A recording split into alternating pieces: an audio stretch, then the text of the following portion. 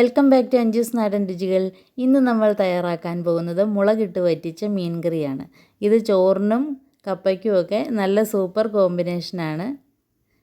അപ്പോൾ നമുക്ക് നോക്കാം ഈ ടേസ്റ്റി മീൻ കറി എങ്ങനെയാണ് തയ്യാറാക്കുക എന്ന്.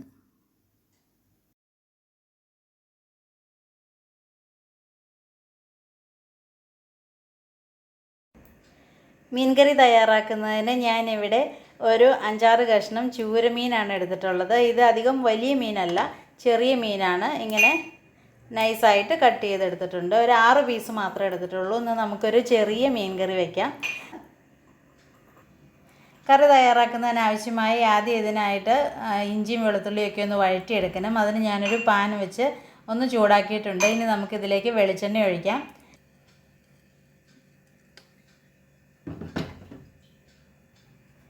ഇപ്പോൾ എണ്ണ നന്നായിട്ട് ചൂടായിട്ടുണ്ട്. ഇതിലേക്ക് ഒരു 1/4 ടീസ്പൂൺ കടുക് ചേർക്കാം. പിന്നെ ഒരു 2 നുള്ള് ഉലുവ കൂടി ചേർക്കാം.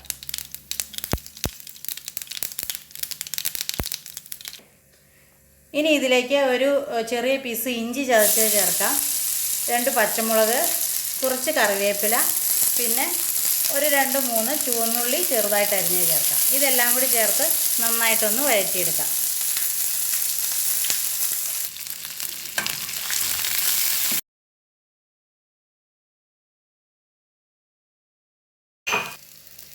ഇപ്പോൾ ഉള്ളി ഇഞ്ചിയൊക്കെ ഒന്ന് വഴന്നിട്ടുണ്ട്. ഒരു 1/4 ടീസ്പൂൺ മഞ്ഞൾപ്പൊടി ചേർക്കാം.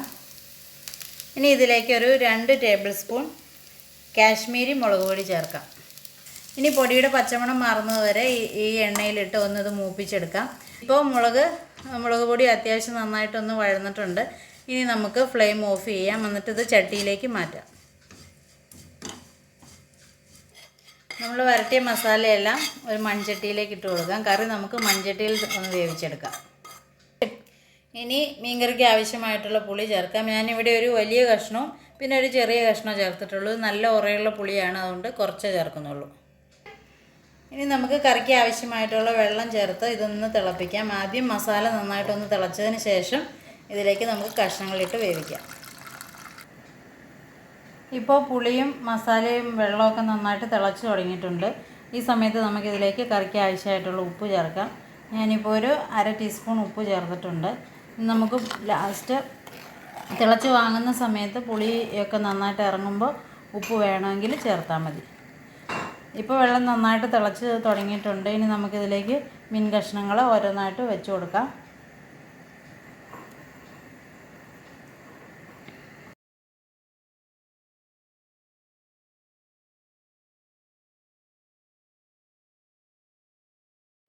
ഇപ്പോൾ കറി നന്നായിട്ട് തിളയ്ക്കുന്നുണ്ട്. ഇത് ഹൈ ഫ്ലെയിമിലാണ് കിടക്കുന്നത്. നമുക്കൊന്ന് ലോ ഫ്ലെയിമിലാക്കിയിട്ട് മൂടി വെച്ചിട്ട് ഒരു 10 മിനിറ്റ് വേവിക്കാം.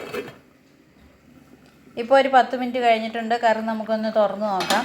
ഇപ്പോൾ മീനൊക്കെ നന്നായിട്ട് വെന്തിട്ടുണ്ട്. വെള്ളമൊക്കെ അത്യാവശ്യം ഒരുമാതിരി വറ്റി വന്നിട്ടുണ്ട്.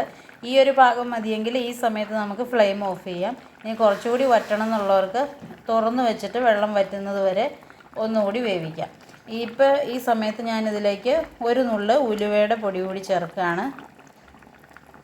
അധികം കൂടി പോകരുത്, അന്നേരം ഭയങ്കര കയ്പ്പായി പോവും. അതുകൊണ്ട് ഒരു നുള്ളു മാത്രം മതി. വെള്ളം കുറച്ചുകൂടി ഒന്ന് വറ്റുന്നത് വരെ നമുക്ക് ഒന്നുകൂടി ഒന്ന് തിളപ്പിക്കാം. ഇപ്പോഴും ലോ ഫ്ലെയിമിലിട്ട് തന്നെ തിളപ്പിച്ചെടുക്കാം. ഇപ്പോൾ കറി പാകത്തിന് കുറുകി വന്നിട്ടുണ്ട്. ഈ സമയത്ത് ഫ്ലെയിം ഓഫ് ചെയ്യാം. ഫ്ലെയിം ഓഫ് ചെയ്താലും ചട്ടിയുടെ ചൂട് കൊണ്ട് കുറച്ചുകൂടി ഇങ്ങനെ തിളച്ചുകൊണ്ടിരിക്കും. അപ്പോഴേക്കും നമ്മുടെ കറിയുടെ ചാറ് പാകത്തിന് കൺസിസ്റ്റൻസി ആവും.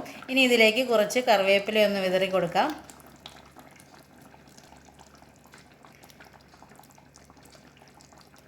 പിന്നെ കറിയിലേക്ക് 1 ടീസ്പൂൺ വെളിച്ചെണ്ണ കൂടി ചേർക്കാം. പച്ച വെളിച്ചെണ്ണ ചേർക്കുമ്പോൾ നമ്മുടെ മീൻ കറിക്ക് ഒരു സ്പെഷ്യൽ ടേസ്റ്റ് ഉണ്ടാവും.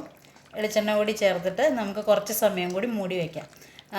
മീൻകറിയൊക്കെ വെച്ച് ഒരു 2-3 മണിക്കൂർ കഴിയുമ്പോൾ കഴിക്കുന്നതാണ് കൂടുതൽ ടേസ്റ്റ്. അപ്പോൾ നമ്മൾ ഉച്ചയ്ക്കൊക്കെ ഫുഡ് ഉണ്ടാക്കുന്നതിന് മുമ്പ് ആദ്യം തന്നെ മീൻകറി ഉണ്ടാക്കി ഒരു 2-3 മണിക്കൂർ മുമ്പ് ഉണ്ടാക്കി വയ്ക്കുക. അപ്പോഴാണ് പുളിയും ടേസ്റ്റൊക്കെ നന്നായിട്ട് ഇറങ്ങി വരുള്ളൂ. ഇനി നമുക്കിത് മൂടി വെച്ചിട്ട് കുറച്ച് സമയം കഴിഞ്ഞ് സെർവ് ചെയ്യാം. മീൻ കറി ഞാൻ കപ്പയുടെ കൂടെ സെർവ് ചെയ്തിട്ടുണ്ട്. ഇഷ്ടപ്പെട്ടെങ്കിൽ നിങ്ങൾ ലൈക്ക് ചെയ്യുക. Thanks for watching. Thank you.